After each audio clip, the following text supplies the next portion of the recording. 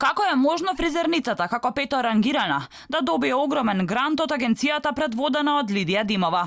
Зошто парите не легнале на сметките на некој од првите организации? Според листата за евалуација на фирмите, Вестрейт на Зоран Златковски го собрала шлагот, откако две претходни биле ставени на резервна листа, а една била одбиена со образложение дека има конфликт на интереси, објавува А1. Раководството на одбиената ја тужи агенцијата, а поднели жалба и во Брисел. Но сличен конфликт на интереси има и кај сопственикот на Вестрейт, ама сепак си доби грант. На која основа е нејасно.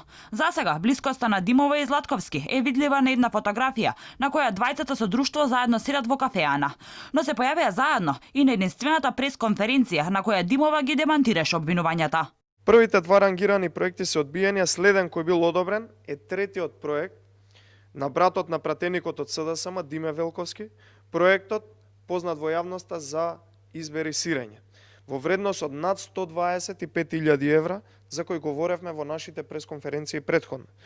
Одобрен е и проектот на фризерницата Вестрейт, на пријателот на Лидија Димова, кои што може да се видат заедно во кафеана на фотографии, кој има можеби најмалку бодови доделени од страна на евалуаторите, но сепак од комисијата бил одобрен, иако според одредени членови во законот пропишани, имало судирни интереси од страна на Вестрейт со вработена во Националната агенција.